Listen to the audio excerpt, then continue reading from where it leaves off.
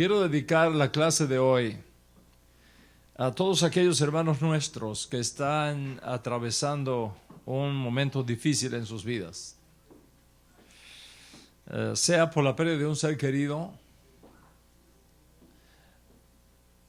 como por un diagnóstico médico terminal, sea por encontrarse pasando por un tiempo de turbulencia emocional, sin saber qué hacer, sin saber qué camino tomar. Especialmente quiero dedicar esta parashá a un joven médico a quien un examen de MRI revela que sus neuroconectores han sufrido un proceso de desmielinización, pérdida de la mielina en el cerebro, y normalmente eso es indicativo de una enfermedad conocida como múltiple esclerosis. Muy dura. A ti, Rebequita, si me estás viendo en esta hora, y a tu mamá, que tanto quiero, y a tu papá, que es como un gran hermano para mí, y que lucha por ambas. Quiero dedicar esta clase por la elevación espiritual de tu salud, por la recuperación de ambas, junto a todos los enfermos de la casa de Israel, y que esta salud esté pronto y cercana a ti, por los méritos de nuestro Santo Maestro Yeshua HaMashiach. Y decimos todos, oh Dios de Yeshua, sánalas. Ken y razón. Así que dedico esta parashá de forma especial a todos ustedes que de alguna u otra manera están pasando por un momento trascendental en sus vidas. Porque esta parashá de hoy tiene una energía espectacular. Y mientras más estudio esta parashá, en el contexto del momento que estamos viviendo, más tremenda energía espiritual veo que el cielo nos manda en este día particular. No es cualquier momento este que estamos viviendo. No es cualquier momento. Primero, la fuerza misma de la parashá Miketz. La fuerza misma de la parashá, que está repleta de una fuerza divinal que nos permite continuar viviendo esos encuentros con Dios como resultado de sanar nuestro pasado y reconciliarnos con las heridas que llevamos muchas veces escondidos dentro de nosotros.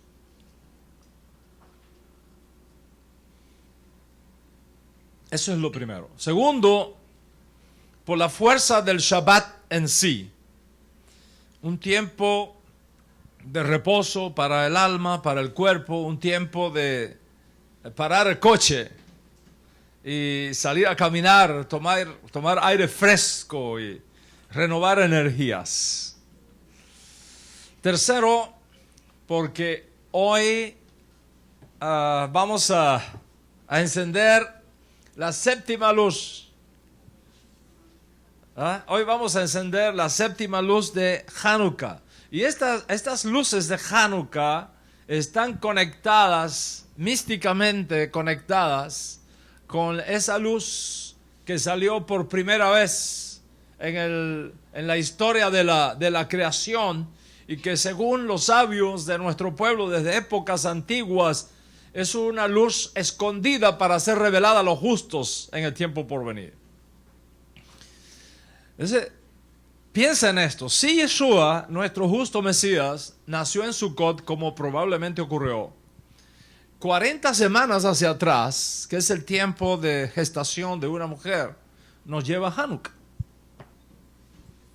Nos lleva a Hanukkah, precisamente.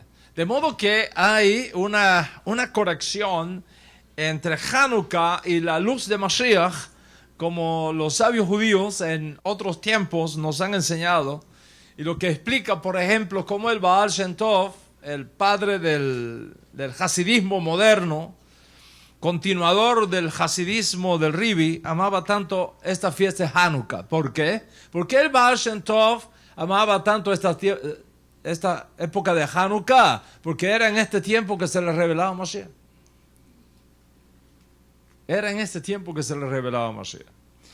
Así que ve sumando todas las energías que tenemos disponibles para nosotros en este día, y a eso añade una energía más que nos llega del cielo, la entrada del nuevo mes de Tevet, donde estamos ahora.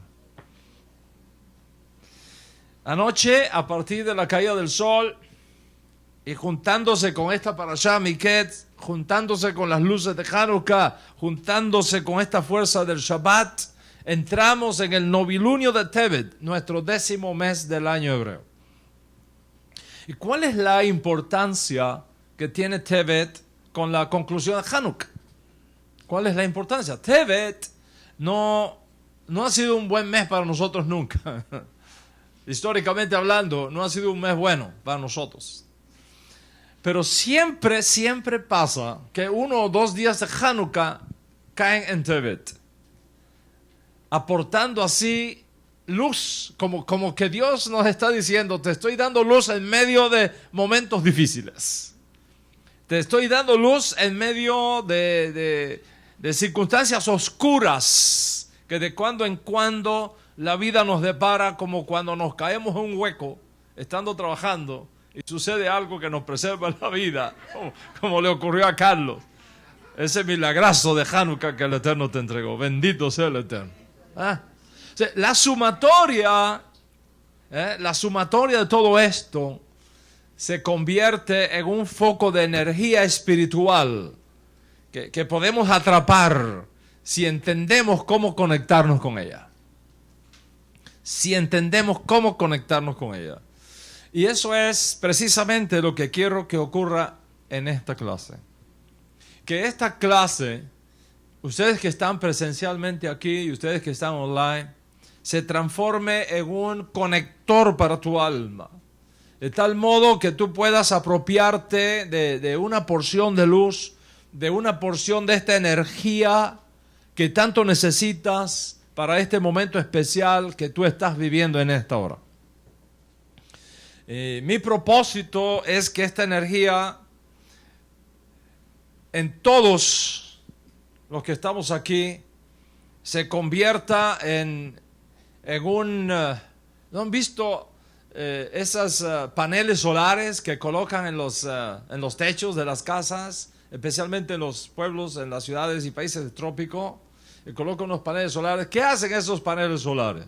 Atrapan la luz y la transforman en energía que podemos usar en nuestras casas. Que así también tu alma se convierta en esa celda espiritual que pueda atrapar la riqueza que tiene esta parashá para nosotros.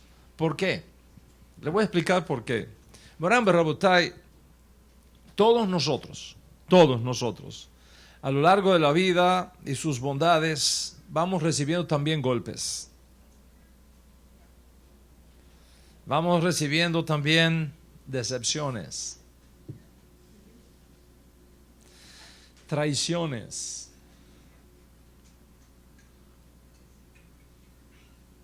ingratitudes, deserciones,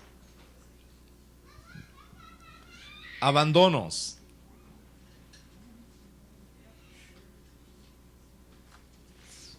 enfermedades, pérdidas, en algunos casos diagnósticos terminales que impactan nuestra estructura emocional.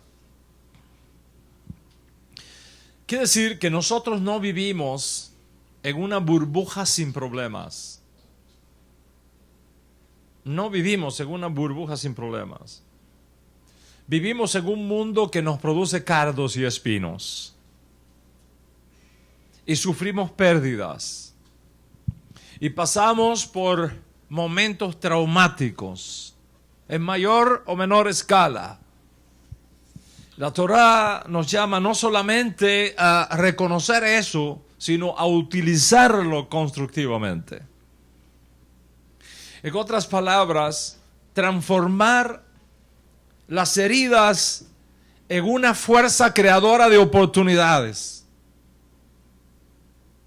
Transformar el dolor, a veces catastrófico, en una energía que nos empuje para elevarnos y mejorarnos y hacernos mejores personas.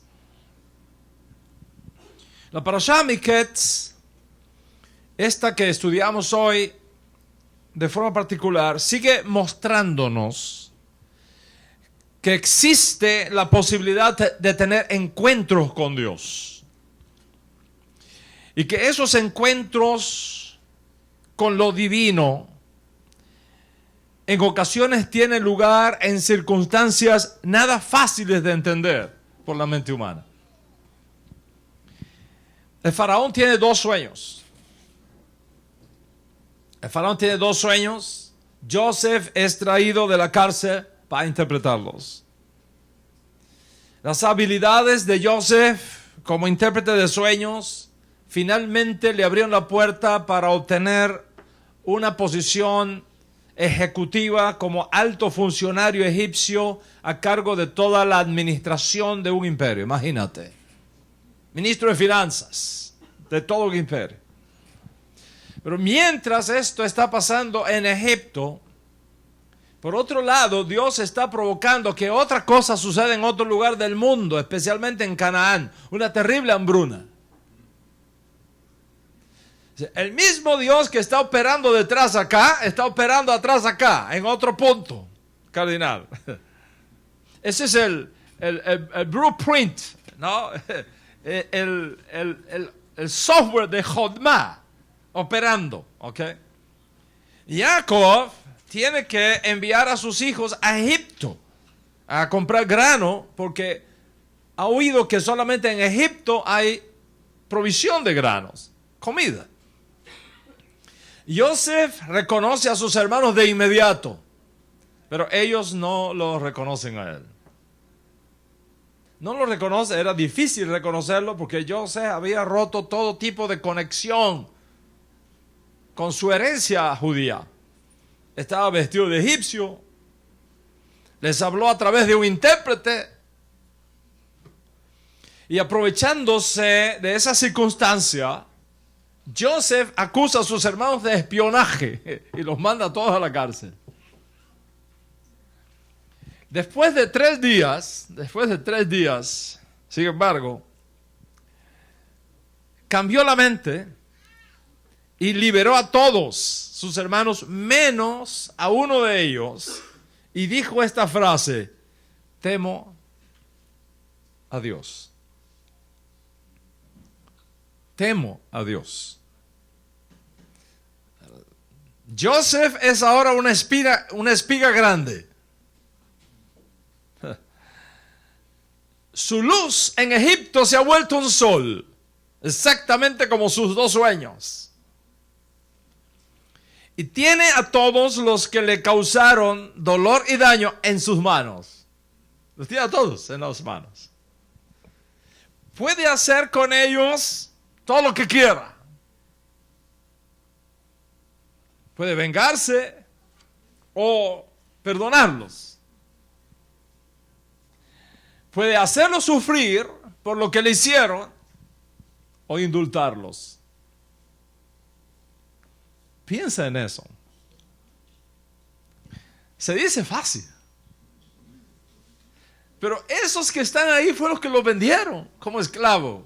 Esos que están ahí fueron los que lo tiraron en una cisterna llena de escorpiones y serpientes. Esos que tiene ahí fueron los que lo empujaron como un esclavo al mejor postor en Egipto. ¿Qué haríamos si fuéramos Joseph? Y tuviéramos en nuestras manos la oportunidad de vengarnos y desquitarnos de alguien que nos causó dolor y daño. Joseph está en una encrucijada del camino.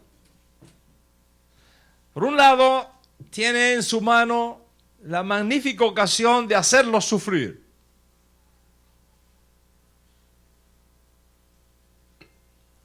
desquitarse o convertir su dolor en una oportunidad para mostrar decencia y grandeza y dignidad humana. ¿Cuál fue su elección? Su elección está encerrada en esa frase que él pronunció: temo a Dios. Temo a Dios. Vamos a detenernos un momento aquí. Creo que ustedes no están apurados, ni yo tampoco. Tenemos todo el día para estudiar Torah. Vamos a detenernos un momento aquí. ¿Qué quiso decir Joseph con eso? ¿Por qué lo dijo? El concepto de temo a Dios en hebreo, Yirat Elohim, el temor de Dios, es muy especial en la Biblia hebrea. Muy especial. Hay una diferencia notable entre Yirat Elohim y Yirat Adonai. Las dos frases se utilizan. Una cosa es Yirat Elohim, el temor de Dios, y otra cosa es Yirat Hashem, el temor a Adonai. Yuhe Baje. ¿Cuál es la diferencia entre los dos? Yirat Adonai, Yirat Hashem, generalmente significa el servicio, la adoración, el respeto, la reverencia sagrada que uno debe temer al Dios de Israel. Ese es Yirat Adonai. No nacemos con ese temor. Tenemos que aprenderlo. Tenemos que adquirirlo. Y por eso está escrito en el libro de los Salmos: vengan hijos míos, escúchenme y les enseñaré Yirat Adonai. Les enseñaré Yirat Adonai, el temor de Hashem. De hecho, la Torah enseña que... ¿Qué es eso? ¿Quién está hablando ahí? Se ve que hay encuentros aquí. ¿Qué es lo que está diciendo? Ok. Estaba diciéndoles que a fin de instruir a los reyes de Israel en el principio de Yirat Adonai, no Yirat Elohim, Yirat Adonai, la propia Torah requiere que el rey guarde una copia del rollo de la Torah y la lea constantemente. ¿Ok? Deje que permanezca en él, que la lea todos los días de su vida para que aprenda a temer a Hashem, su Elohim, y observar fielmente cada palabra de Dios. Eso es lo que dice la Escritura. Pero no solamente el rey. Sus hijos, que van a ser posiblemente los próximos reyes de Israel, también tienen que estudiar la Torah, dice, y que sus hijos, que aún no lo saben, escuchen y aprendan a tener Yirat Adonai. No Yirat Elohim. Yirat Adonai. Es más, la Escritura nos muestra que cuando los asirios deportaron a las 10 tribus del norte de Israel hacia diferentes puntos cardinales de la tierra, y además de eso reemplazaron la población en el norte de Israel con extranjeros, dice la Escritura que los extranjeros que vinieron, que fueron traídos por los asirios, no temieron al Señor. Por lo que el Señor lanzó leones contra ellos y mataron a algunos. Y entonces, ¿qué hizo el rey de Egipto, de Asiria? Dice la Escritura que mandó a buscar Coanim de los expulsados. Mandó a buscar sacerdotes a quienes él había deportado. ¿Para qué? Para que le enseñaran las prácticas del Dios de Israel. Y entonces estos sacerdotes que regresaron y que se establecen en Samaria y en Betel, dice que les enseñó a los extranjeros que había implantado allí el rey de Asiria, Yirat Adonai. Les enseñó cómo temer al Eterno. Pero como te estoy explicando, una cosa es Yirat Hashem y otra cosa es Yirat Adonai. Temor de Dios, Yirat Elohim, es una cosa completamente diferente. Y esa es la palabra, la frase que usó Joseph.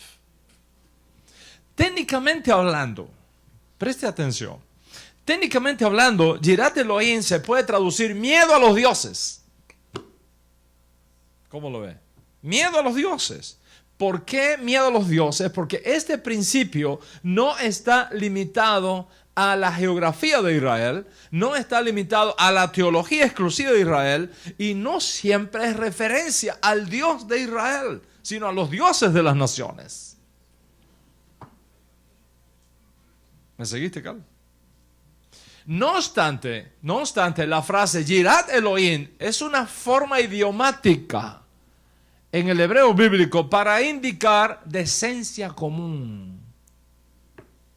El sentido de cultura, de decencia común. En otras palabras, Yirat Elohim es un principio básico de moralidad que todos los seres humanos traemos al mundo, sea creyente, sea no creyente, sea judío, sea griego, sea negro, sea blanco. Es un paquete con el cual Hashem ha insuflado el alma humana.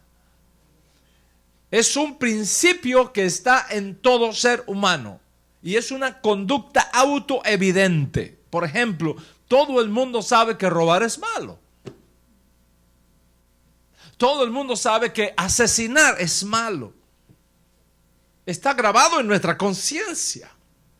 Todo el mundo sabe que abusar de un desvalido es malo, es incorrecto.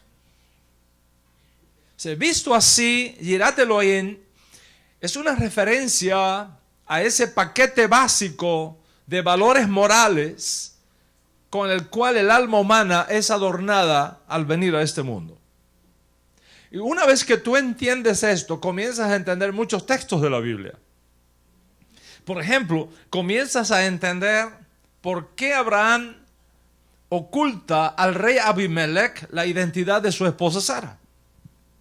Pero si tú vas al libro de Génesis un poco más atrás donde estamos, cuando Abimelech le dice a Abraham, ¿por qué me ocultaste que ella era tu mujer? Y me pusiste en ocasión de tomarla como esposa. ¿Cuál fue la respuesta de Abraham? Pensé para mí mismo, no hay Yirat Elohim. No hay temor de los dioses en este lugar y podían matarme por culpa de ella. Eso fue lo que estaba en la mente de Abraham. O sea, ¿qué quiso decir Abraham con eso? Estaba diciendo que temía encontrarse en un lugar con personas que no tenían los estándares mínimos de la decencia humana. Y por tanto eran capaces de matarlo a él para quedarse con su esposa. De manera similar, cuando el rey egipcio ordenó a las parteras hebreas que mataran a los niños judíos recién nacidos, no lo hicieron. ¿Por qué? Porque tenían Yirat Elohim. Incluso en un contexto completamente monoteísta, el temor de Dios, Yirat Elohim, en este caso, nuestro Dios, el Dios de Israel, conserva ese sentido básico de decencia común, autoevidente. En algunos mandamientos podemos observar eso. Por ejemplo, la Torá dice, no maldecirás a un sordo. ¿Cómo tú vas a maldecir a un sordo? Oye, que no te puede oír. Es que es autoevidente que eso está mal. ¿Ok? Dice la Torá, no coloques tropiezo delante de un ciego. Eso es evidente que está mal. Y Yirat Elohim, teman al Señor. En otras palabras, está claro que uno debe ponerse de pie ante los ancianos, demostrar respeto a los ancianos y tener temor de Dios según la Torá. ¿Qué significa eso? Significa que cualquier persona con decencia común no pondría un obstáculo delante de un ciego para que se caiga. Significa que una persona con decencia común no seguiría sentado en el asiento en un bus público cuando tiene delante a un anciano que difícilmente se sostiene en pie apoyado en su bastón. La decencia, como dice, tienes que levantarte y darle ese lugar a ese anciano. En otras palabras, Moran Berrabotay, Yirat Elohim es lo mínimo que se espera de la conducta ética de un ser humano. Bajas de ahí y entras en el mundo de los animales, lo aleno, subhumano. O sea, ¿qué está haciendo Joseph aquí? ¿Qué es lo que él está haciendo? Como dije previamente, tiene delante dos opciones: la venganza o la exoneración. Tiene delante dos opciones: el desquite o el perdón. ¿Te ha pasado eso alguna vez a ti? ¿Que has tenido delante dos opciones también? O le corto la cabeza, o lo perdono. ¿Qué hago? ¿Ok? Así estaba Joseph. ¿Cuál fue su decisión? ¿Desquite o perdón? Él optó por Yirat Elohim. Optó por seguir este instinto de su alma de la decencia común, que no iba a mantenerlos a todos de rehenes cuando con uno solo que retuviera podría lograr sus objetivos de modo trascendental. De hecho, basado en esto, los rabinos antiguos usaron una frase que encapsula este principio de la Torá, cuando Rabí Hanina dijo: todo está en las manos de Dios, excepto el temor de Dios. ¿Está escuchando? Todo está en las manos de Dios, excepto el temor de Dios. ¿Qué significa que todo está en las manos de Dios, excepto Yirat Elohim?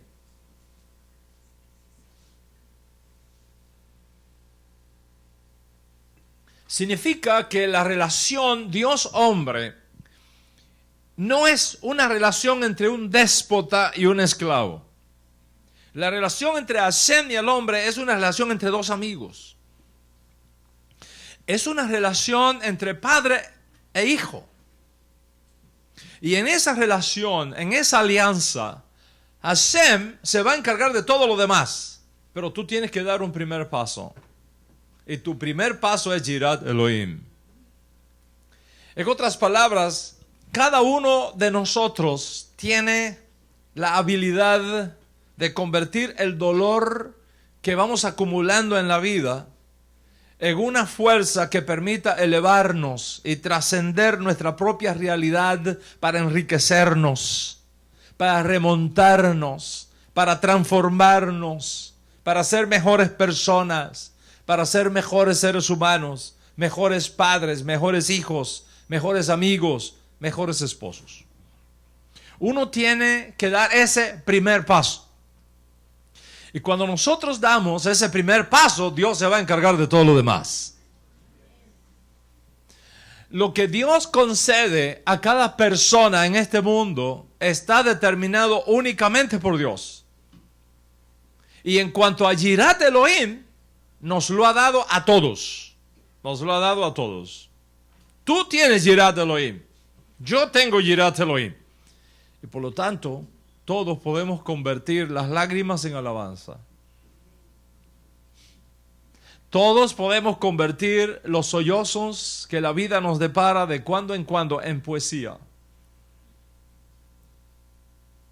Martita, tú puedes convertir el dolor en cantos de alabanza. Todos lo podemos hacer.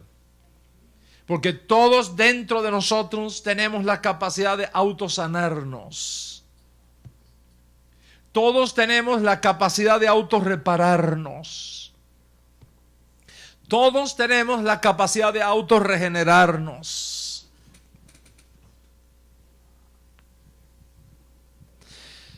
Cuando estudié medicina alternativa, aprendí de mis maestros que Dios ha hecho el cuerpo de tal manera que si nosotros le damos al cuerpo los nutrientes que el cuerpo necesita, él solo se sana. Él solo se regenera. Él solo se restaura. Entonces, ¿cuál es el lugar del médico en este proceso? ¿Cuál es el lugar del profesional de la salud? Los profesionales de la salud estamos allí no para sanar a nadie. Los profesionales de salud estamos ahí para acompañarte a ti en el descubrimiento de tus propios recursos internos para tu sanidad. Por eso, cada vez que llega un paciente a mi consulta, la pregunta de rigor que yo le hago es: ¿qué te preocupa de tu salud? Quiero meterme en la mente de esa persona. ¿Qué es lo que te preocupa de tu salud? Porque Dios ha dado a todos los hombres Yirat Elohim. Yo sé eso. Cada uno de nosotros tiene la capacidad interna para sanarse, para repararse, para autorregenerarse, para levantarse, para convertir las lágrimas en fuentes de alabanza. Lo llevamos adentro. Sonría, que a Hashem le ama muchísimo. Dios te ha dado Yirat Elohim y por lo tanto tú puedes sanar tu pasado. Tú puedes elegir perdonar a la persona que te ha causado dolor. Tú puedes elegir un camino superior, el camino del perdón, el camino de la reconciliación, el camino de la emancipación de tu espíritu.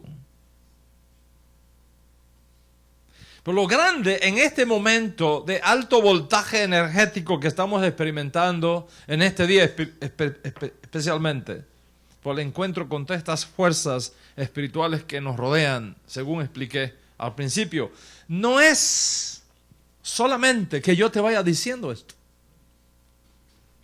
No es solamente que yo te esté pasando esta información. Lo más extraordinario es que tú lo vayas internalizando. Lo más extraordinario es que tú lo vayas aplicando a tu vida. Lo grande no es que yo te diga que tú tienes dentro el poder del perdón, sino que cuando tú oigas eso, respondas perdonando inmediatamente al que te ha causado dolor o daño. Sea en tu honor, sea en tu economía, sea en tus sueños, sea en tu esperanza. Y cuando vas tomando todo lo que el cielo nos envía y lo conviertes en acción, el resultado va a ser un milagro de Hanukkah para ti también. Así que quiero preguntarte, ¿qué está teniendo lugar en tu vida que te provoca tensión?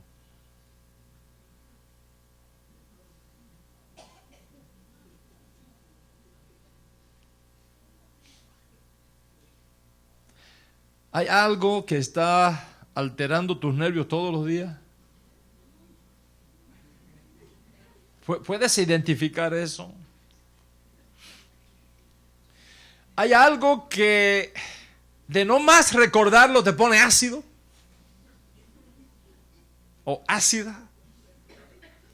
¿Que te acelera el pulso? ¿La respiración?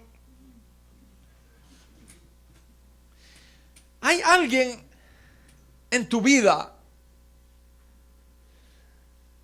que de solo mencionar su nombre te dices a ti mismo, no lo soporto?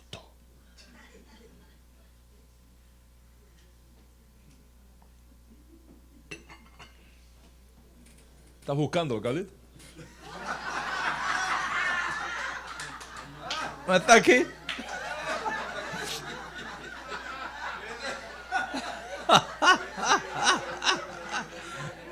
Sonría que hace. Oye, Shabbat, es que estaba alegre. Ah. No vino hoy.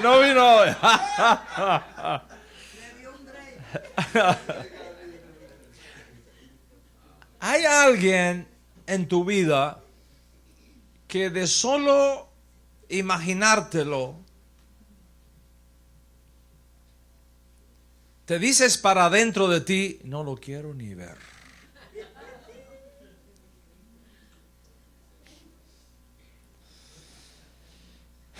Joseph tenía a sus hermanos en sus manos. Lo tenía en sus manos. ¿Qué va a hacer con ellos? ¿Qué va a hacer con ellos? Moram Rabotai, esto es lo que nos conecta con la serie que venimos hablando de encuentros con Dios. Y de manera especial con la clase pasada. ¿Quién está en control de tu mente? ¿Quién está en control de tus emociones para que tú decidas cuál de las dos opciones tomar?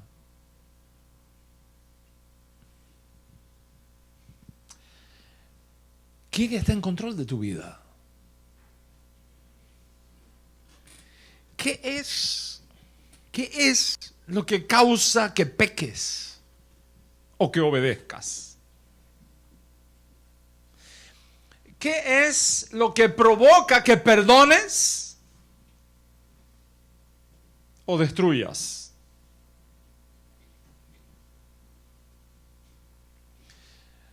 La Biblia nos habla de dos poderes que están en este escenario. Si conocemos esos poderes y si conocemos esas fuerzas, vamos a tener un tremendo éxito en nuestras vidas a la hora de tomar decisiones. Si no conocemos estos poderes y si no conocemos estas fuerzas, no podemos tampoco alcanzar ese estado mental requerido para que esos encuentros con Dios que anhela tu alma tengan lugar. ¿Por qué pecamos? ¿Por qué pecamos? ¿Por qué muchas veces no hacemos lo que queremos, sino lo que no queremos? ¿Qué causa que hagamos en ocasiones cosas mal hechas? Hay un documento judío muy interesante, escrito unas generaciones antes del nacimiento de Yeshua, que nos habla de esto. Ese documento judío se llama el Testamento de los 12 Patriarcas. Les recomiendo a aquellos que les gusta estudiar y profundizar en estas cosas, que adquiera ese material. Está disponible hoy por todos lados, con esta era de informática que tenemos. Es maravilloso. Así se llama, el Testamento de los 12 Patriarcas. Como el nombre del libro indica, habla de un testamento. Pero no pienses que es un testamento de dinero y se va a repartir dinero. ¿Ok? No es un testamento donde se van a repartir tierras o casas. Es un testamento donde se van a repartir herencias morales, herencias éticas.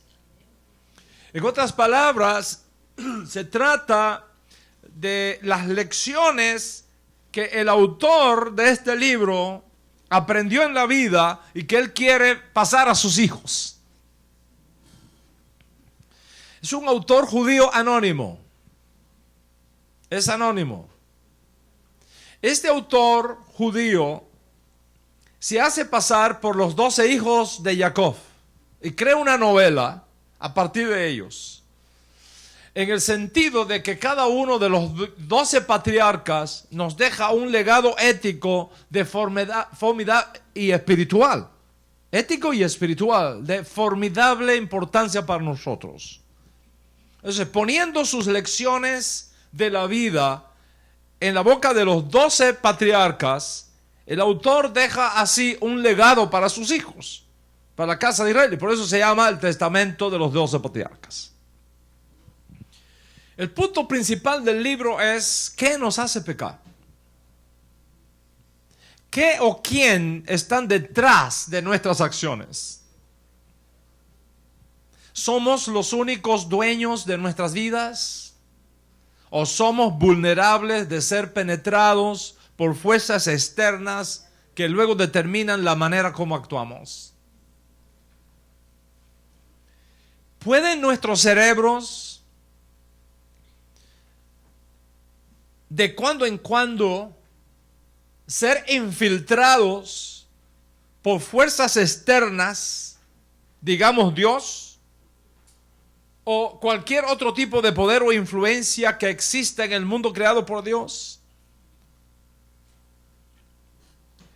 Dicho de otra manera, ¿quién está en control realmente de la mente humana? El autor del Testamento de los 12 patriarcas nos presenta dos fuentes que tienen la capacidad de influenciar en nuestras vidas y en nuestras decisiones más allá de nosotros mismos. La primera fuente que él menciona, este sabio judío, antes de Yeshua, es una fuente exterior a nosotros, una fuente fuera de nosotros.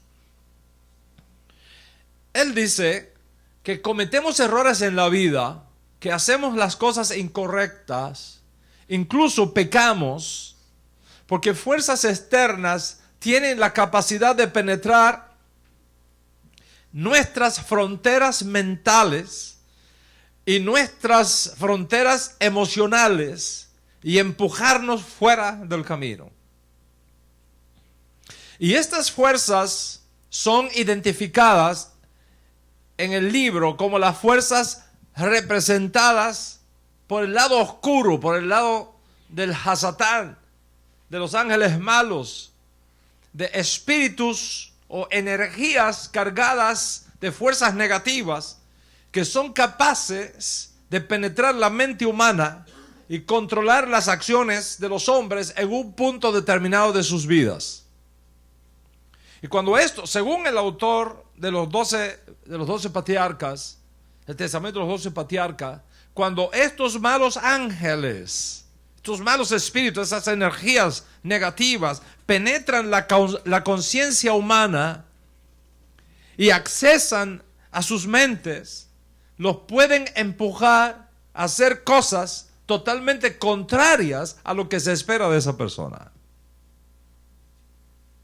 Son como malas bacterias que no pueden ser vistas, pero que una vez penetran en el organismo, la vida humana peligra. Y según el autor del Testamento de los 12 patriarcas, en ocasiones, cierto tipo de oraciones pueden eliminar esas bacterias.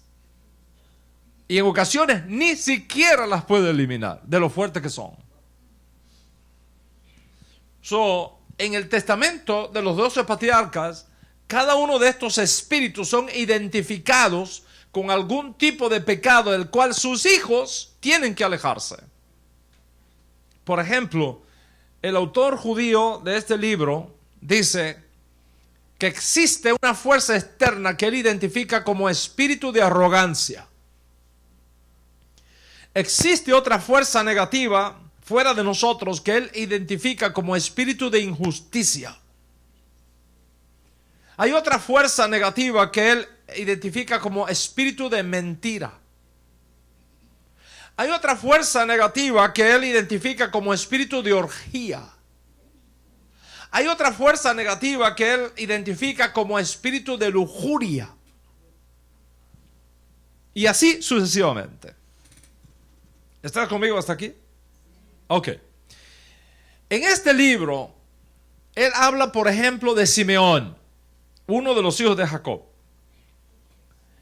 Confiesa en esta novela que él crea, confiesa Simeón que él deseaba matar a su hermano Joseph, porque un ángel malo, identificado como el ángel del engaño, y otro ángel malo, identificado como el ángel de celos, penetró su mente de modo tal que no podía tratar a su hermano con amabilidad, sino con rechazo. No podía tratar a su hermano con cariño, sino con maldad. Y debido a eso, el autor de los 12 patriarcas advierte a sus hijos lo siguiente que deja como testamento, les deja como legado. Cito para ustedes lo que él dice: tengan, hijos, cuidado con el espíritu de engaño y con los espíritus de celos. No los dejen penetrar sus mentes, porque una vez estos espíritus penetran la mente de la persona, no los dejará tranquilos, ni para comer, ni para beber, ni para hacer algo bueno. Todo lo contrario, siempre te estarán empujando para destruir a aquellas personas de las que este espíritu tiene celos. Dicho de otra manera, según el autor judío de este libro, estas fuerzas espirituales de maldad quieren dañar a una persona, pero no pueden, excepto que entren en la mente de una persona como ella, que use para dañarla. ¿Estoy explicando? Ok. En el caso de Dan, otro hijo de Jacob, el autor del libro dice lo siguiente: cuando el espíritu de ira o enojo atrapa a una persona, lo engaña, le ciega los ojos y por medio de sus mentiras causa que su mente se oscurezca, y entonces le transfiere su propio modo de ser, su propia naturaleza. ¿Qué hace entonces el espíritu de enojo en esas personas? Coloca odio en su corazón contra su hermano, de tal modo que la propia naturaleza de odio y amargura que posee, la naturaleza de ese espíritu, se le pasa a la persona para tratar con enojo y con odio a sus propios hermanos. De esta manera, el espíritu de enojo se vuelve parte del espíritu de la persona. Y sigue diciendo, incluso tiene poder para controlar todo su cuerpo, así como tener dominio de su alma, y lógicamente te va a empujar hacia la transgresión y la maldad. Por lo tanto, cuídate de ese espíritu. O sea, él identifica esa fuerza como una fuerza exterior que puede hacerle daño a una persona si logra penetrar las fronteras de su mente y de sus emociones. ¿Cuántos están conmigo hasta acá? Esto es una fuente judía mucho tiempo antes de Yeshua, hablando del testamento de los 12 patriarcas. Pero hay otro libro judío, previo a Yeshua también, se llama Los Jubileos. Muy interesante este libro. Este punto de vista, contenido en el autor del testamento de los 12 patriarcas, aparece en este otro libro que menciono, también anónimo, llamado el libro de los Jubileos. Segundo siglo antes de Yeshua. Y hablando de los descendientes de Noah, el autor dice, y cito: espíritus inmundos comenzaron a engañar a los descendientes de Noé y los llenaron de orgullo para que cometieran actos relacionados y así poder ser destruidos. Entonces los hijos de Noé vinieron a su padre y le hablaron de estos espíritus y demonios que estaban molestándolos, engañándolos y provocando la muerte de sus descendientes. Él oró a Dios y le dijo: Dios de todos los espíritus y que das vida a todos los mortales, que tu misericordia se imponga sobre tus hijos y sobre los hijos de tus hijos, de tal modo que estos espíritus malignos no dominen sobre ellos con la mira de destruirlos y eliminarlos de la faz de la tierra. Esa es la oración. Así que, según este autor judío, Noé y sus descendientes, incluso, hasta Abraham, sabían que existían malos espíritus, que tenían la capacidad de provocar que la gente perdiera el camino correcto en la vida y estorbar que la gente siguiera el camino correcto del servicio a Dios. ¿Qué más tenemos? ¿Qué otras fuentes judías tenemos sobre este particular? Qumran, donde vamos a estar ahora, Bezrat Hashem, en este viaje a Israel. lo encontramos en esta secta esenia, farisea, puritana del primer siglo, conocida como los esenios. Los documentos que se han encontrado, conocidos como los rollos del Mar Muerto, muestra una oración que hacían los fariseos esenios de Qumran. Les voy a leer esta oración tan interesante. Dice así: perdona mi pecado, oh Dios, límpiame de mi iniquidad, concédeme un espíritu de fidelidad y entendimiento, no dejes que sea atrapado en la transgresión, no permitas al tentador o cualquier otro espíritu impuro dominar sobre mí, no dejes que ningún dolor ni ninguna mala inclinación se apodere de mí ni de mis huesos. Se llama la oración por liberación de los fariseos de Qumran. Estamos hablando siglos antes de Yeshua.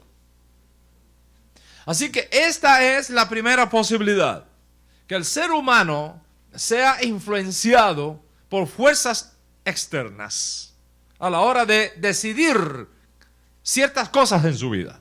¿Están conmigo hasta aquí? Ok. ¿Cuál es la segunda opción? La segunda opción son fuerzas internas. O sea, la segunda explicación de por qué pecamos viene en total oposición a las fuerzas externas, afirmando que cada uno de nosotros peca y hace cosas incorrectas, no por fuerzas que vienen de afuera, sino por realidades que llevamos por dentro. En otras palabras, que el mal está ya adentro de nosotros, no afuera, está adentro de nosotros. En otras palabras, a cada uno de nosotros se nos ha dado libre albedrío, la capacidad de elegir lo que queremos hacer y al mismo tiempo enfrentar responsablemente las consecuencias de nuestras acciones.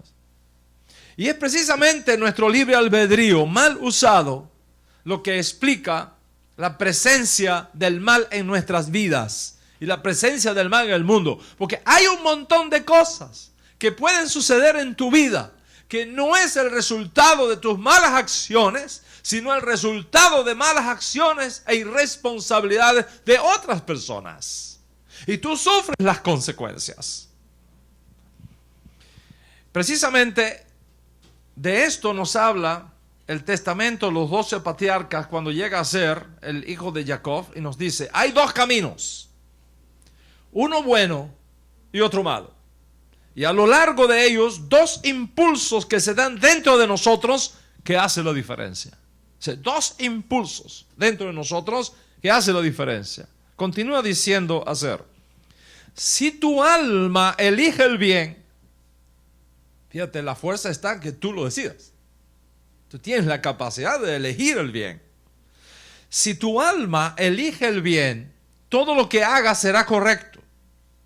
Y aun si pecaras, inmediatamente te autocorregirás por medio del arrepentimiento. Pero si eliges el mal, todo lo que hagas será pecaminoso. Y habiéndote desviado del bien, vas a seleccionar constantemente el mal. ¿Lo puede ver? En otras palabras, todo está relacionado cómo la persona decida pensar, sentir y actuar en la vida. ¿Estás conmigo hasta aquí? Ok. Dígale a la persona que está a su lado: todo depende de tu libre albedrío. Dígale. Ok. Pero les voy a mencionar, es tan interesante este tema, ¿no? Les voy a mencionar otra fuente judía conocida como Ben Sirá. Así se llama este libro. Okay. También se le conoce como el Eclesiástico. Ben Sirá es un judío previo a Yeshua que escribió esta obra, y en esta obra él dice lo siguiente, y te cito: Dios creó la humanidad desde el principio y les dio el poder de su propia capacidad de decisión. Si tú deseas y lo eliges así, podrás guardar los mandamientos y cumplir la voluntad de Dios. Y si confías en Él, vivirás. Y añade: fuego y agua están delante de ti. ¿Te escuchas? Fuego y agua están delante de ti. Y puedes extender tu mano y elegir cualquiera de ambos. Si tú puedes elegir el agua o tú puedes elegir el fuego. Dice más, dice, vida y muerte están delante de cada persona y cualquiera sea tu decisión, eso te será dado. En otras palabras, si una persona decide por la vida, Dios le va a dar la vida. Y si una persona decide por la muerte, pues eso es lo que va a recibir. Esto es serio, ¿no? Hay otra obra judía muy interesante, se llama Los Salmos de Salomón. Eso es un libro que forma parte de la literatura judía previa a Yeshua. Y en este libro, Salmos de Salomón, el autor lo dice de esta manera, y cito para ustedes. Nuestras obras son hechas por libre elección. Y eso es el poder que hay en nuestras almas. Hacer lo correcto es el trabajo de nuestras propias manos. Y de esta manera, la justicia será tu legado a los hijos de los hombres. La justicia será tu legado a los hijos de los hombres. Entonces, está claro, clarísimo, que ante esta opción de la decisión personal, Dios se mantiene fuera del escenario y el hombre está en control. Es decir, Dios no interviene necesariamente en el ejercicio de tus decisiones, pero te hace responsable de las consecuencias. ¿Me seguiste? O sea, tenemos entonces dos fuentes por las cuales se explica la conducta humana. O bien por fuentes externas, o bien por fuentes internas, y en ocasiones una combinación de las dos. Porque ambas posibilidades existen según estos criterios que he venido hablando acá. Por ejemplo, en el libro de Jubileo, Moisés hace esta oración, que no está en el libro de los Salmos, pero está en el libro de Jubileos. Dice así: Moshe se postró y oró y dijo: oh Adonai mi Dios, no permitas que tu pueblo y tu herencia vaya tras el error de sus mentes. Crea en ellos un espíritu recto. Fíjate, crea en ellos un espíritu recto. Que el espíritu de Belial no domine sobre ellos, ni pueda presentar cargos contra ellos delante de ti, y los atrape de esa manera para que tengan que ser destruidos y echados de tu presencia. Porque ellos son tu pueblo y tu heredad, los que tú rescataste del control de Egipto por tu gran poder. Crea para ellos una mente pura y un espíritu santo, que no sean atrapados en sus pecados, ni ahora ni por la eternidad. Esa es la oración que hace Moshe Rabén. Sí, observa que el autor de esta oración presenta ambas opciones. Las influencias externas, cuando dice no dejes que el espíritu de Belial rija sobre ellos, porque si eso sucede las consecuencias van a ser terribles. Pero al mismo tiempo, el autor coloca en los labios de Moisés otra fuente: no permitas que vayan tras el error de sus mentes. Si tenemos dos fuerzas ahí, la fuerza de Belial, externa, la fuerza de la mente, interna. ¿Qué más tenemos? Los rollos del mar muerto, los fariseos esenios de Qumran, en una de las obras que se encontró y que ha causado una revolución en el campo de la arqueología bíblica, crearon una oración que la voy a leer para ustedes. Miren la oración que los fariseos de Qumran hacían.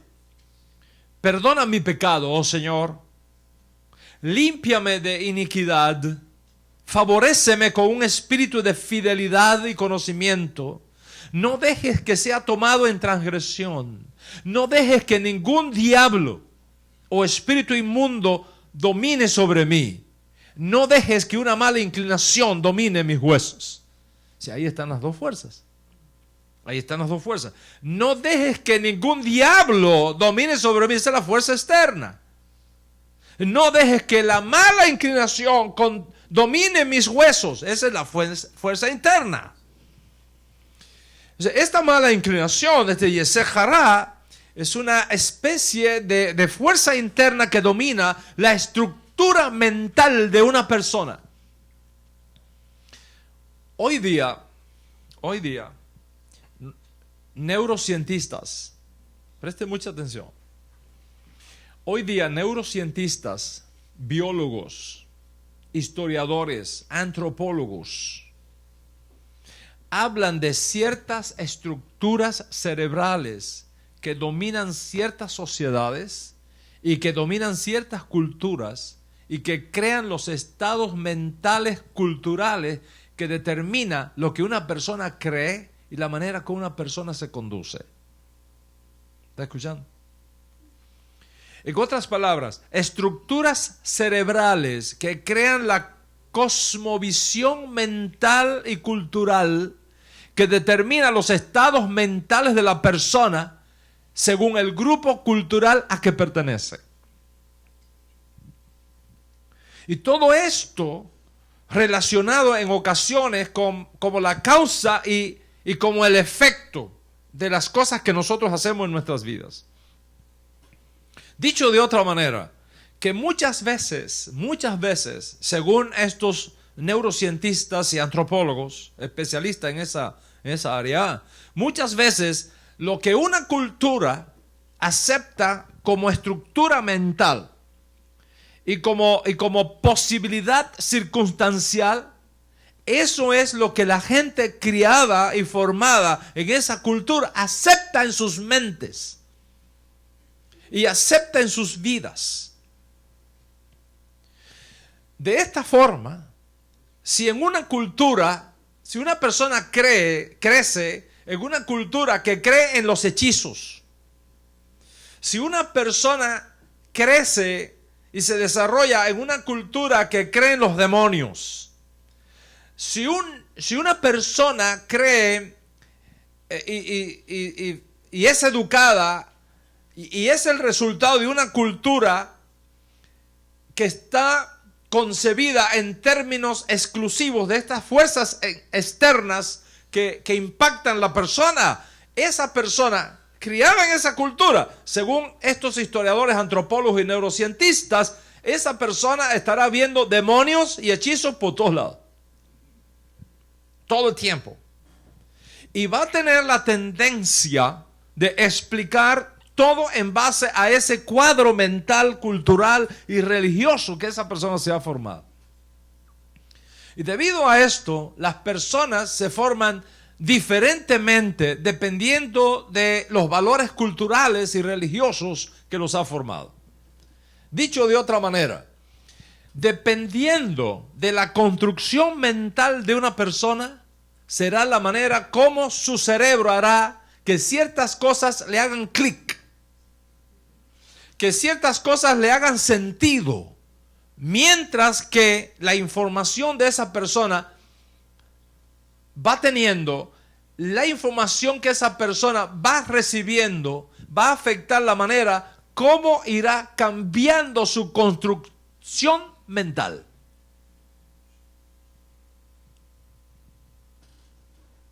¿Me entendiste, Neil?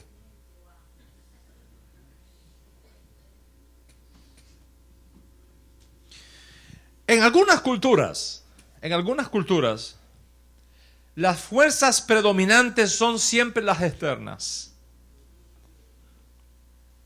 Y esas fuerzas externas tienen prioridad sobre el dominio de las fuentes internas. Y en otras culturas, el predominio de las fuentes internas tiene prioridad sobre el dominio de las fuerzas externas. Y de esta manera, por ejemplo, en el mundo occidental, la mayoría de las personas,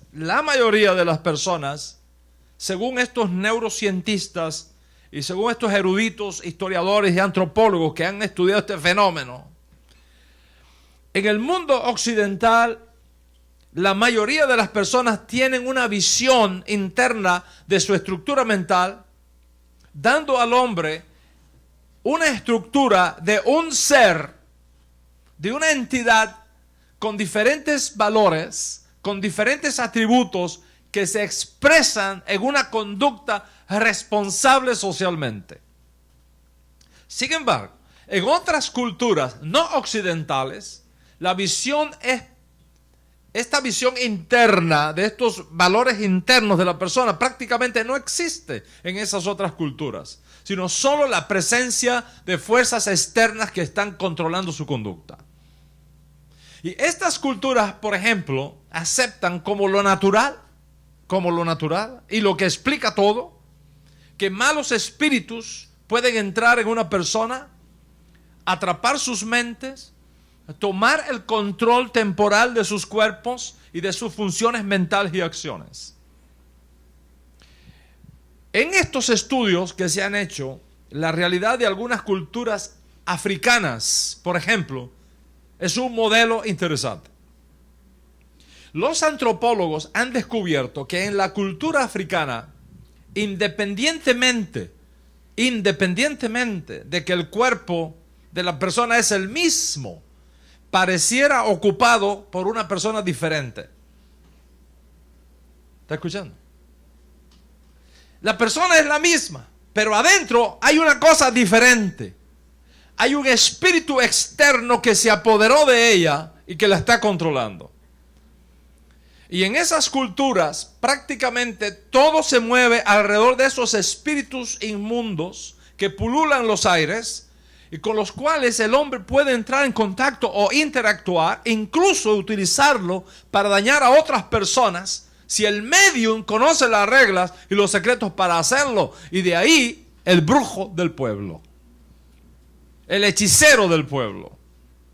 Porque en estas culturas estos espíritus sucios, estos espíritus inmundos se vuelven espíritus familiares que pueden ser pasados a otros.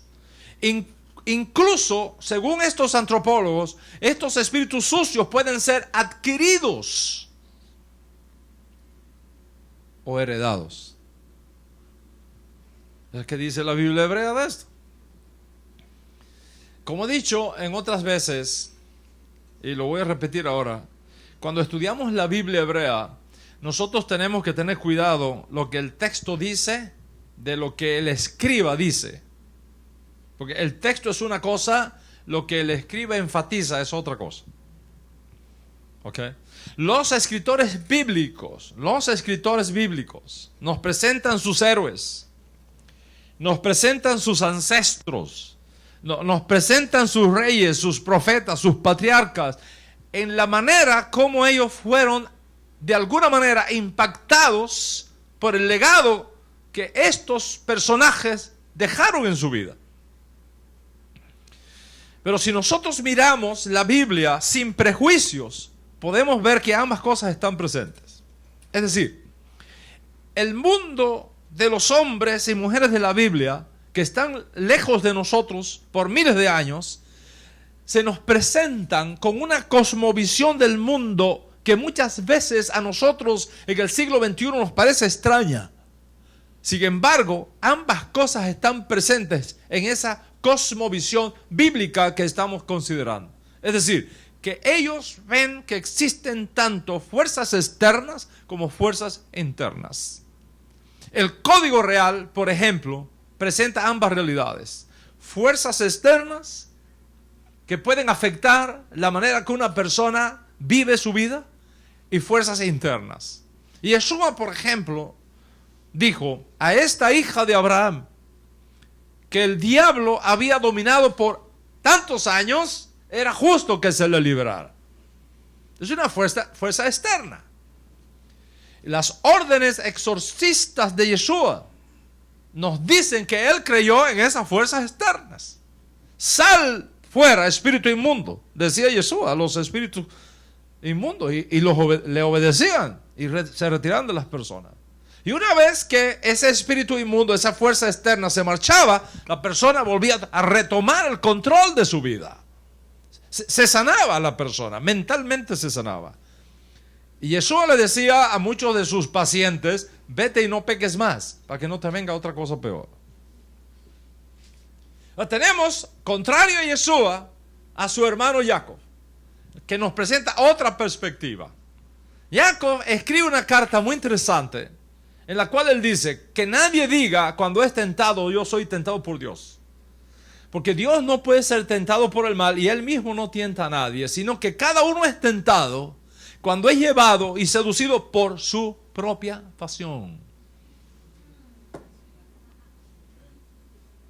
Cada uno es tentado cuando es llevado y seducido por su propia pasión. Y después, cuando la pasión ha concebido, da luz al pecado, y cuando el pecado es consumado, engendra la muerte. Está claro que, según Jacob, las fuerzas internas son las que tienen el poder de empujarnos hacia el lado malo del mundo. Pero hay algo que no podemos olvidar. Hay algo que no podemos olvidar, y es que somos monoteístas. Benji, qué bendición. Es que somos monoteístas. Y por tanto, por encima de todo esto, Dios tiene siempre la última palabra. Dios tiene siempre la última palabra. Entonces, ¿existen estos encuentros con lo divino? ¿Pueden darse estos encuentros divinales con lo que está más allá de nuestra capacidad para comprender? Uno de los más extraordinarios encuentros con Dios va a tener lugar en tu vida. ¿Lo digo o no lo digo, Benji? Lo digo. Lo digo, Carlito. Lo digo. Juanito, lo digo. Christopher. Por votación popular. Cuando Hashem insiste en algo, es porque nos está mandando un mensaje de texto a cada uno de nosotros. Uno de los más extraordinarios encuentros con Dios va a tener lugar en tu vida cuando tú logres perdonar de corazón.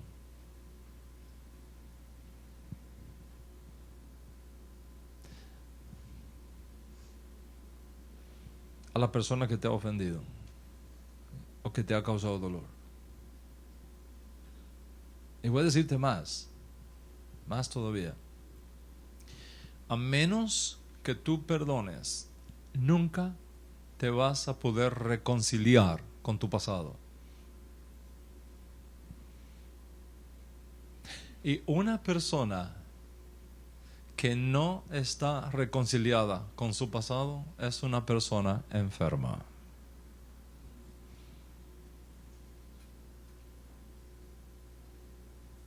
60% o más de las experiencias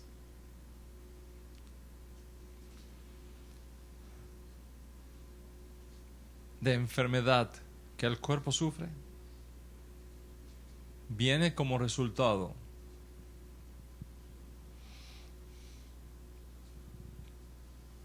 de personas que no han cerrado ciertos capítulos en sus vidas, que siguen abiertos y derramando sangre por ahí. Mientras tú no experimentes reconciliación con tu pasado, total reconciliación con tu pasado,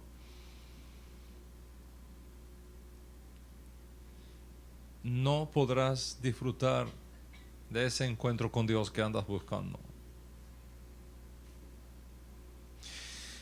Señores, la relación de Joseph con sus hermanos no fue fácil. No fue fácil. Joseph vivió en un hogar donde había favoritismos, rechazo, mentiras, la shojara, intento de asesinato, esclavitud forzada. Está claro que Joseph, el hombre de nuestra parashá de hoy, vivió en relaciones disfuncionales, traumáticas, enfermizas. ¿Qué estaba pasando con Joseph? ¿Qué estaba pasando con Joseph? Es todo un caso. Es todo un caso médico. Si realmente, piensa en esto, déjame ver cómo lo digo.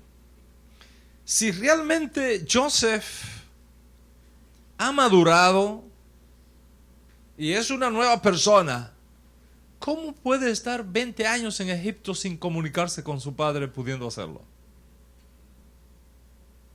Think about it.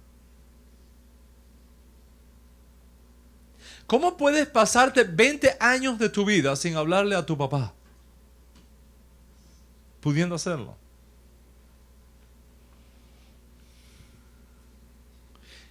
Encima de eso, él había sido el favorito de su padre.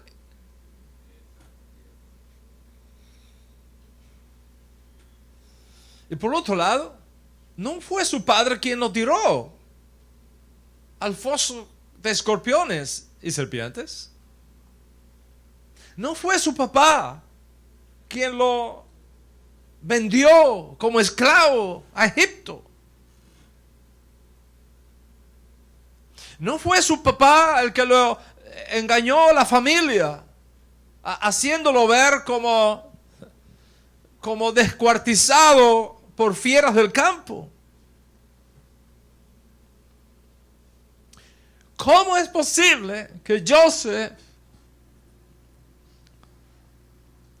no tuviera compasión de su anciano padre por 20 años?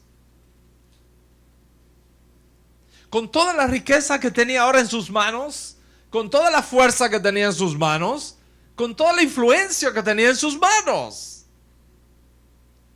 Nada le impedía tomar un carruaje egipcio e ir a visitar a su padre.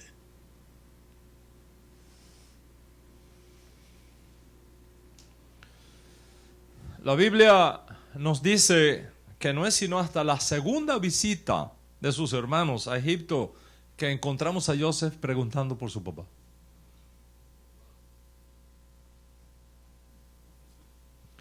Cuando sus hermanos se encuentran por primera vez con él,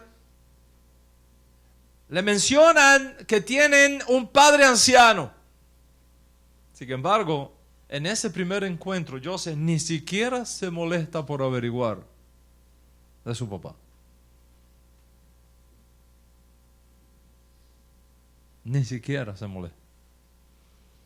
Basado en la narrativa de la Torá, solo cuando sus hermanos, que todavía no los reconocen, regresan con Benjamín, como lo había exigido Joseph, es entonces que él pregunta: ¿cómo está vuestro padre, el anciano del cual me hablaron? Solo entonces. Y les dice: ¿sigue vivo?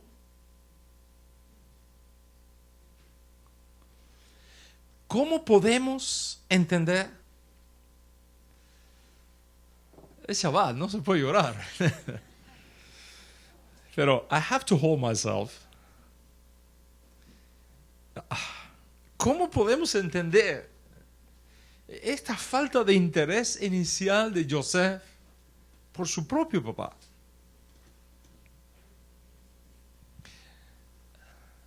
Yo te acabo de decir que a menos que tú te reconcilies con tu pasado, perdonando a todo aquel que tú crees que te ha causado dolor y daño,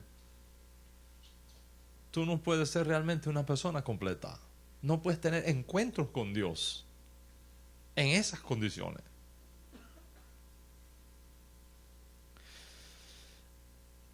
¿Y por qué quiero enfatizar esto? Quiero enfatizar esto porque quizá lo que le sucedió a Joseph le está sucediendo a muchos hoy día. Incluso podría estar sucediendo aquí, en esta comunidad, con algunos de ustedes o con ustedes que me siguen online. Lo que Joseph había experimentado en su niñez, lo que Joseph había vivido en su temprana juventud, fue tan traumático, que años más tarde todavía no estaba preparado para enfrentar o perdonar a su familia. ¿Y sabe qué hizo? Lo que muchos de nosotros hacemos. Reprimió su pasado. Lo metió allá adentro, lo escondió y lo reprimió allá adentro. Eso es exactamente lo que muchos de nosotros seguimos haciendo. Autorreprimir nuestro pasado. Es terrible estar separado de tu padre tanto tiempo sin saber siquiera cómo estaba, cómo le iba, o mandarle un mensaje: papá, ¿cómo le va? Estoy bien. Tan solo eso. ¿Cuántos de nosotros podemos imaginar el dolor de Jacob por 20 años?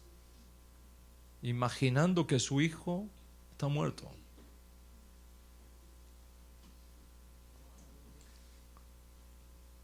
Imaginando que su hijo fue despedazado por una fiera, muerto salvajemente, sin poder estar allí en ese momento y ayudarlo.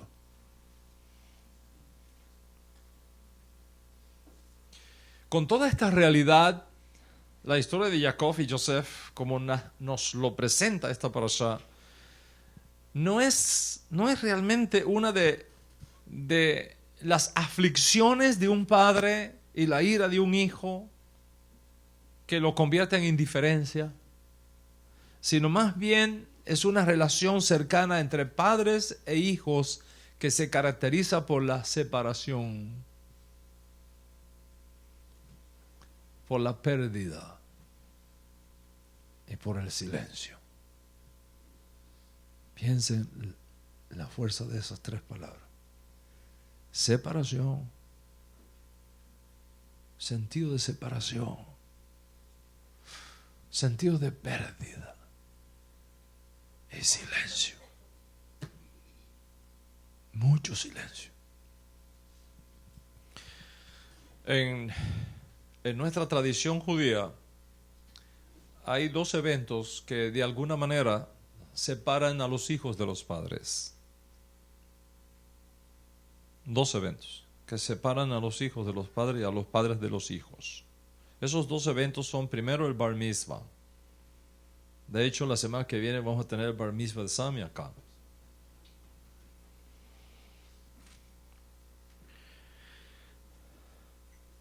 El Bar Mitzvah es un momento cuando declaramos a nuestros hijos adultos responsables delante de Dios.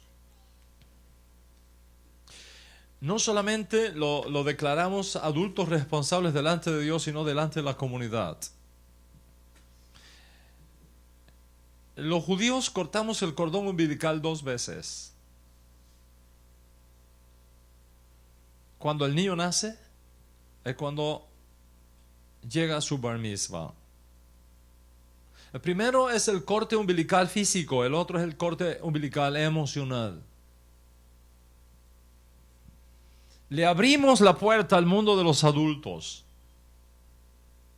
Y esa puerta los separa de nosotros. Bar mitzvah significa separar al niño y decirle: de ahora en adelante tienes que caminar como adulto. Esa es la primera experiencia. La segunda experiencia es el matrimonio.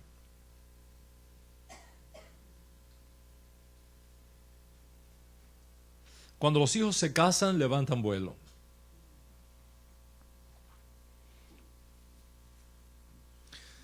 Establecen un hogar diferente. Yo recuerdo cuando mi hija mayor se casó, me fui de la casa cuando la vi que estaba recogiendo sus cosas para irse a su nuevo hogar. Me fui. Yo no podía resistir ver a mi hija vaciando el closet y llevándose sus cosas. So I gone.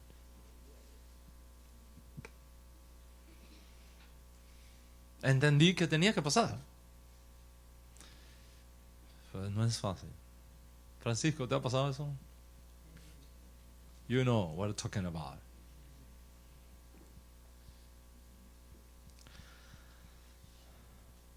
Todo matrimonio implica que alguien que ha vivido con nosotros por tanto tiempo se nos va. Se mueve a otro lugar y deja un vacío adentro. En mi experiencia personal, y cada padre tiene las suyas propias, en la mía, a medida que las decisiones que toman mis hijos se vuelven más difíciles, y en la misma medida que esas decisiones que se toman no fue lo que yo había planeado, lo que yo hubiera querido,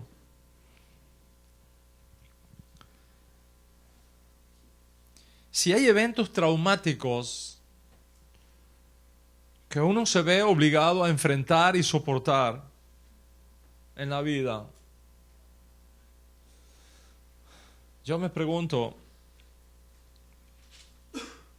¿terminarán mis hijos culpándome como Joseph a su padre por tantos años?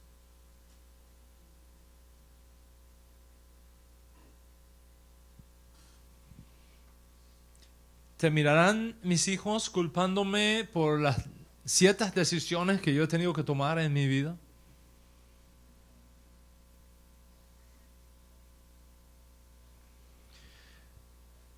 ¿Cómo te sientes cuando llegan esos periodos de silencio? Cuando llamas y no te devuelven las llamadas. O cuando envías un mensaje de texto y no hay retorno. Solo silencio.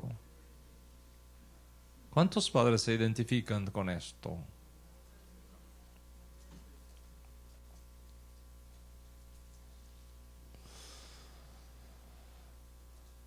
Esto es lo que está viviendo Jacob en nuestra parashá. Si bien el texto bíblico nunca dice explícitamente que Joseph albergaba malos sentimientos hacia Jacob, ¿cómo podría uno explicar la elección de Joseph de mantenerse en Egipto y guardar silencio y no buscar a su padre y a su hermano Benjamín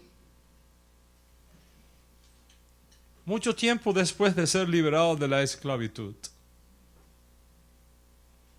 ¿Oportunidades se le sobraron? ¿Recursos? También. Si solo estaba enojado con sus hermanos, ¿por qué no regresó a Jacob, a su padre? Si el problema era con sus hermanos, ¿por qué no le hizo saber a su papá que estaba vivo? Sino que mantuvo silencio por 20 años. Quizás, en última instancia, la persona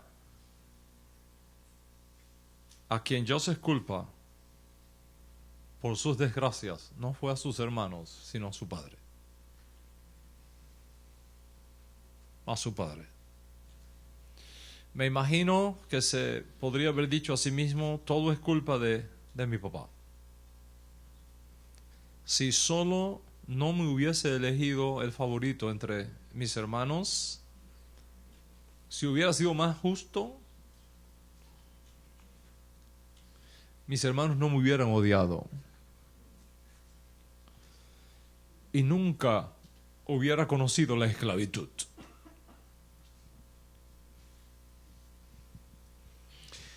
Y él reprimió eso y lo llevaba por dentro. Por lo tanto, cuando Faraón decide hacer de Joseph el segundo lugar al mando,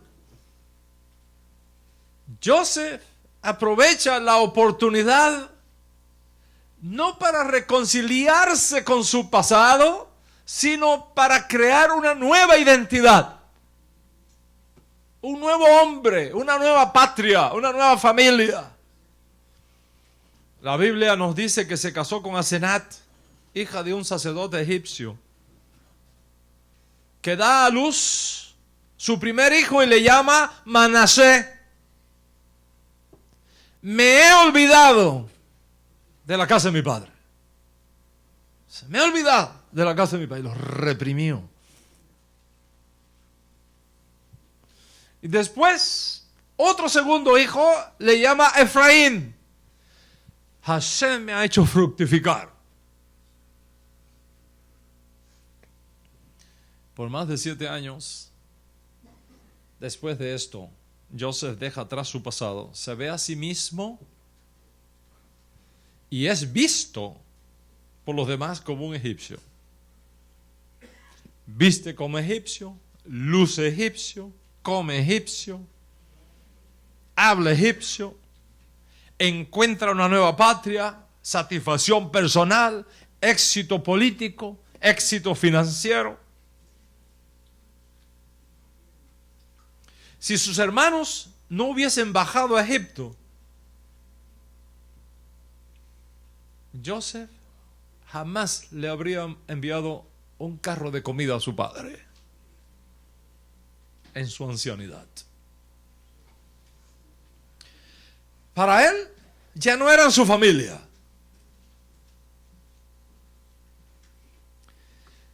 Sus problemas no eran suyos.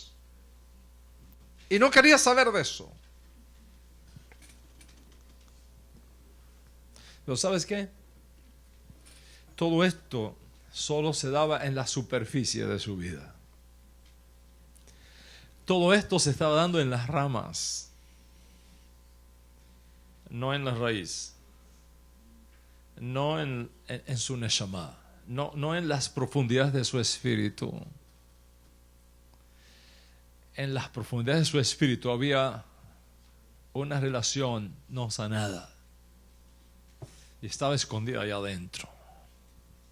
Todo esto fue el resultado de la represión emocional que se autoimpuso por el terrible dolor que había vivido. Joseph necesita realmente un encuentro con Dios que le ayude a sacar del hoyo su vida y le sane su pasado. Cuando sus hermanos regresan con Benjamín, algo comienza a suceder adentro de él. Y comienza a darse cuenta de lo mucho que había perdido en todos aquellos años de separación.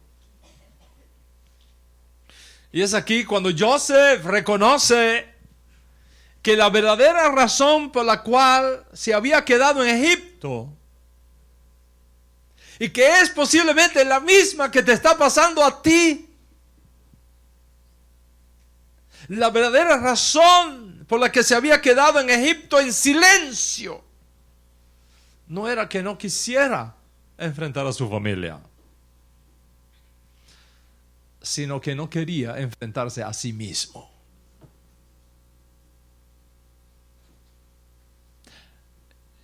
Él no estaba listo para enfrentarse con él mismo. Ahora, al preguntar por su padre, está listo para superar las barreras de la separación y del silencio. Había tomado resentimientos, enojos, y los había proyectado contra lo que más quería, sin darse cuenta que al hacerlo así, el daño mayor se lo hacía a él. Sin embargo, se encontró con una persona, y aquí está el secreto. Si tú captas esta idea, y si yo soy capaz de transmitírtela, se encontró con una persona que se convirtió no en el encuentro con su hermano, sino en el encuentro con Dios en su hermano. Y es por eso que la Torá dice, Hashem está conmigo entre los que se acercan a mí.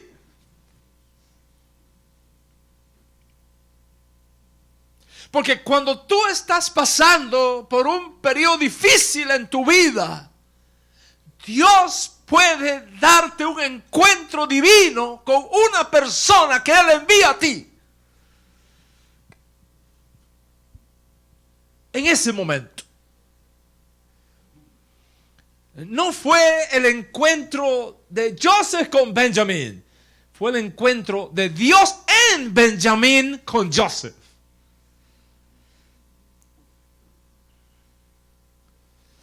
Y finalmente, Joseph se dio cuenta que las deficiencias de Jacob como padre no lo eximían a él, como tampoco a nosotros,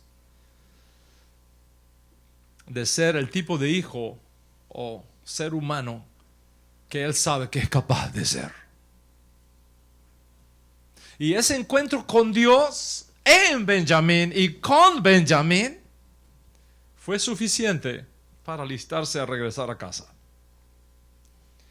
A restaurar sus relaciones, a reconciliarse con su pasado, a perdonar a todos los que le habían causado dolor y daño y transformarse realmente en lo que Dios quería que él fuera.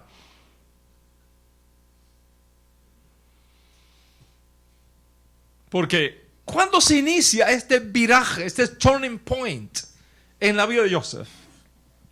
¿Cuándo se inicia? Cuando se comienzan a orquestar los eventos que trajeron a sus hermanos a sus pies y que finalmente permite a Joseph reconciliarse con su pasado y consigo mismo y transformarse en un nuevo hombre. ¿Cuándo? Si nosotros miramos bien nuestra parashá, a diferencia de las narraciones que nosotros tenemos en la Biblia de Abraham, de Isaac, Jacob, una gran parte de la historia de Joseph no contiene siquiera la mención de Dios. Read carefully this story. Ni siquiera la mención de Dios.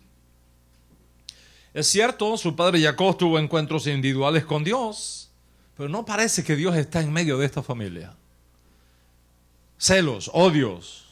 Los hermanos de Joseph lo venden a ismaelitas en su camino a Egipto. Dios no estuvo presente cuando tramaron su destino. Y Dios está ausente cuando Joseph viaja a Egipto. Dios no es parte del primer encuentro de Joseph con la vida egipcia como jefe de la casa de Potifar. No se menciona a Dios en nada de eso. De hecho, la parashá previa termina con Joseph nuevamente en prisión después que la esposa de Potifar lo había acusado de acoso, falso acoso sexual. Pero no se menciona a Dios por ningún lugar. Ahora, al comienzo de la parashá de esta semana, Joseph sigue en prisión por 2 años más. Fue aquí que las cosas comienzan a cambiar. Es aquí que las cosas comienzan a cambiar. Cuando Joseph finalmente permite que Dios entre en su vida. Y cuando él permite que Dios entre en su vida, entonces inicia ese largo proceso de reconciliación consigo mismo y con su familia. Porque en esta parashá sucede algo espectacular. Joseph decide tener un encuentro con Dios. Joseph decide encontrarse con Dios. Y no solamente decide encontrarse con Dios, lo invita. Y cuando Dios acepta la invitación, las cosas comienzan a ser diferentes para Joseph. Comienza a entender. comienza a tener acceso al manual de operaciones de Dios. Y lo primero que resultó fue el resurgimiento en él de un profundo sentido de humildad. Porque cuando el faraón le pide que interprete sus sueños, Joseph responde con humildad, sin fanfarronería, sin arrogancia. Y le dice al faraón, no yo, Dios será quien le dé al faraón una respuesta favorable. No yo, Dios.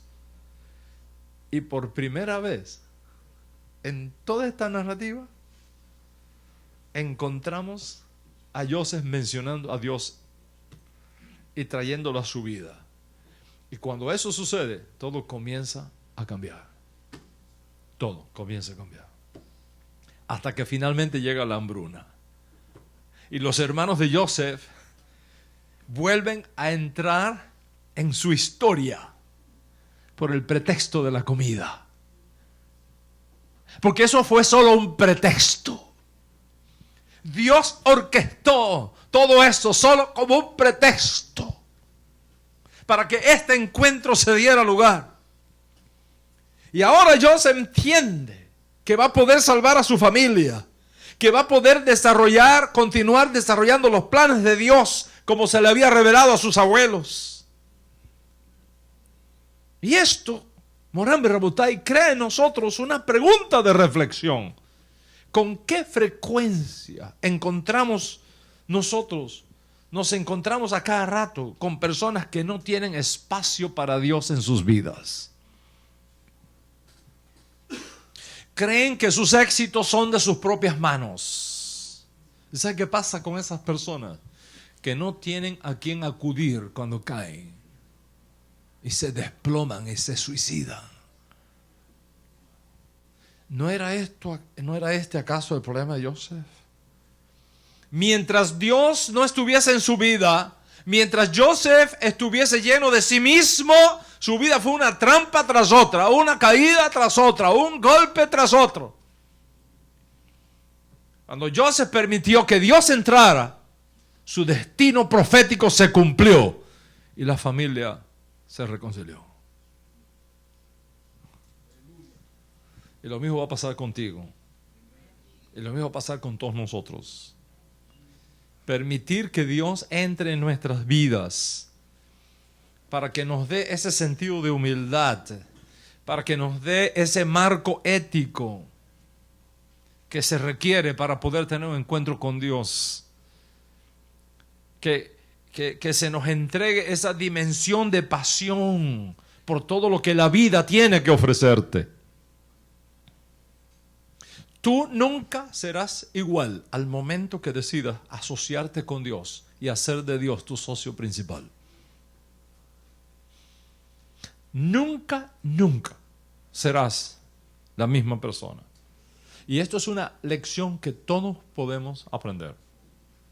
Y cuando te reconcilias con tu pasado, cuando te reconcilias con tu familia, cuando te reconcilias con tus padres, cuando te reconcilias con tus hijos, cuando te reconcilias con tus amigos, cuando te reconcilias con tus líderes, cuando te reconcilias con todo tu ser, espíritu, alma y cuerpo, todo lo que tú eres, comienza a experimentar sanidad. Comienza a reconstruirse internamente, osmiosis biológica, el balance comienza a regresar y llega la sanidad y llega la paz. De modo que no es cualquier momento el que estamos viviendo. Primero, la fuerza misma de Miketz, llena de esta energía divinal que nos permite invitar a Dios como resultado de sanar nuestro pasado, que nos permite encontrarnos con Dios como resultado de reconciliarnos con las heridas que llevamos muchas veces por dentro y reprimidas. Segundo, por la fuerza de este Shabbat. Tercero, porque hoy vamos a encender la séptima luz de Hanukkah. Ve sumando todas estas fuerzas. Y encima de eso, la llegada de un nuevo mes.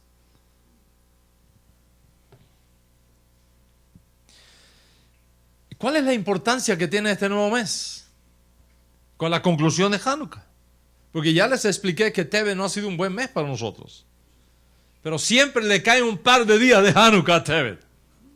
Como diciéndote, a pesar de que es un momento oscuro en tu vida, no te voy a dejar nunca en oscuridad.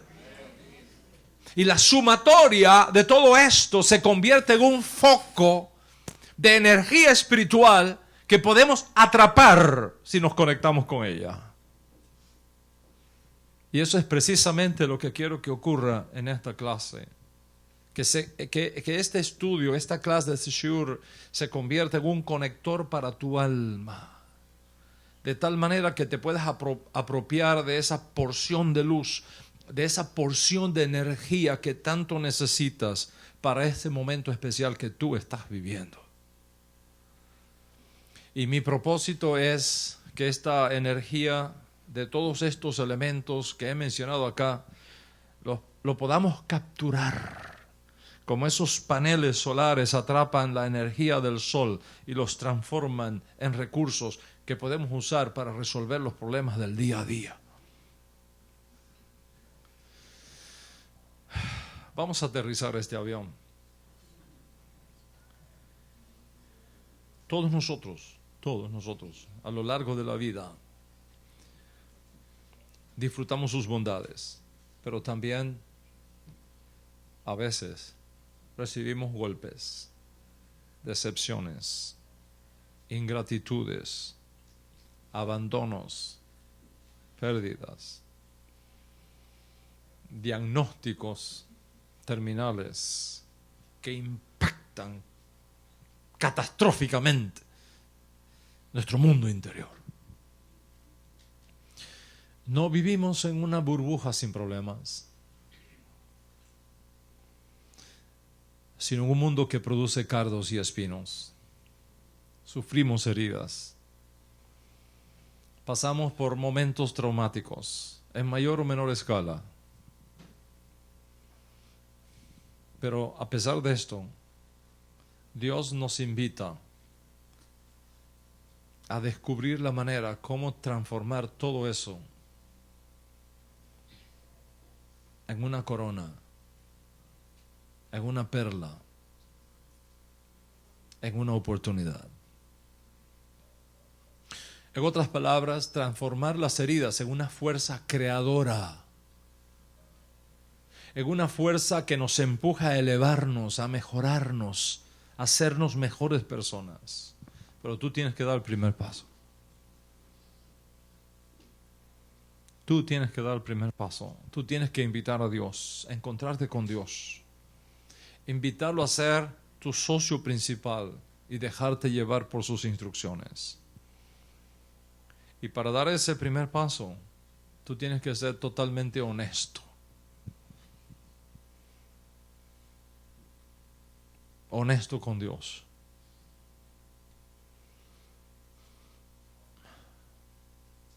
Total transparencia con Dios.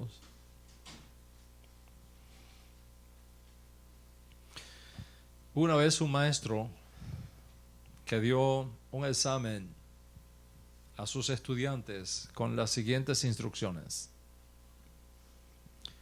Hoy les voy a entregar 2 exámenes, dijo el maestro. 2 exámenes. Uno de cálculo y otro de honestidad. Espero que pasen ambos. Pero si pasa solo uno, asegúrate que es la prueba de la honestidad el que pases. Porque hay muchas personas buenas que no conocen cálculo matemático, pero no hay personas buenas que no sean honestas.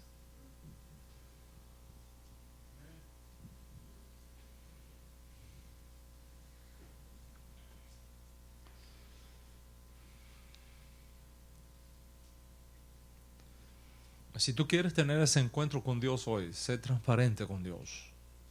Sé honesto con Dios.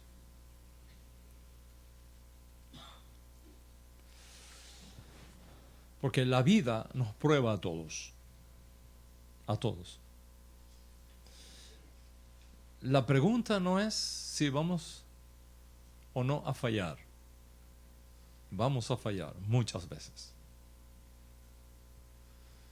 La pregunta es si aprenderemos o no de nuestros fracasos.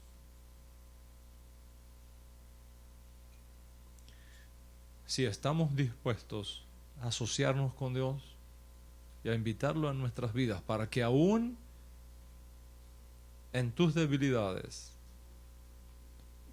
tu vida sea extraordinaria y maravillosa. Y para lograr esto, Joseph nos muestra el camino.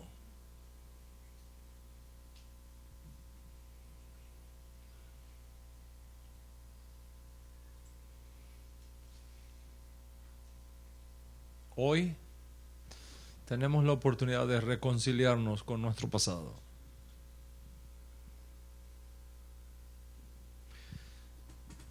Y decidir romper los barrotes escondidos en las celdas que nosotros mismos nos hemos creado, donde hemos reprimido dolor, desengaño, de rechazo. Romper esos barrotes, dejarlos ir. Reconciliarte contigo mismo y con Dios, para abrir las puertas que le permitan al cielo generar esos encuentros que van a cambiar tu vida de una vez y por todas y para siempre. Y si eso es lo que tú quieres y eso es lo que tú anhelas, mejor día que este no puede haberlo. No puede haberlo. So, voy a pedirte que ahí donde estás cierre tus ojos un momento. Allá en tu casa donde estás, en tu oficina, en tu hogar, donde quiera te encuentres. Donde quiera te encuentres. Cierra tus ojos un momento. Encierra en tu casa.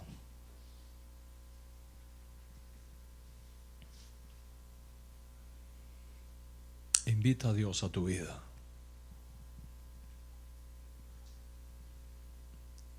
Perdona a esa persona que te ha causado dolor y daño.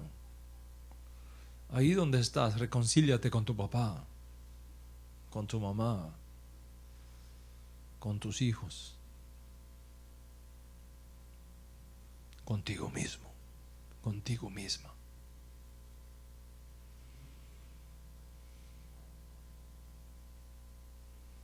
Y experimenta ese encuentro con Él que Dios también desea.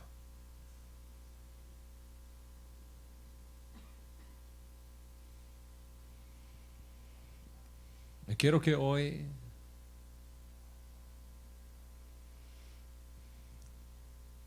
tu ofrenda, tu donativo, tu maser, tu pidión nefesh, cualquiera sea lo que Dios ponga en tu corazón, que exprese ese deseo, que lo exprese.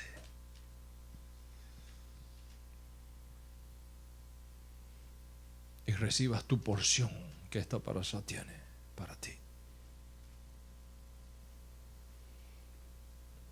Eha Elohenu Baruch Adonenu Baruch Shemo Kadosh Elohenu Kadosh Adonenu Kadosh Shemo. ¿Quieres cantarlo después de mí? Ehad Elohenu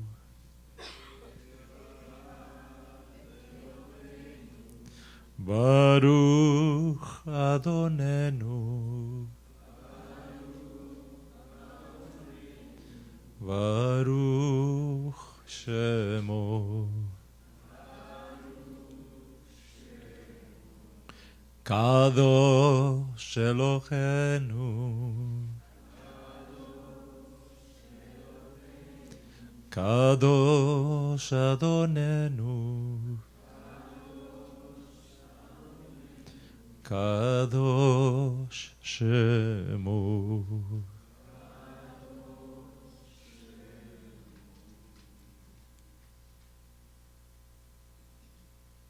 Shabbat Shalom.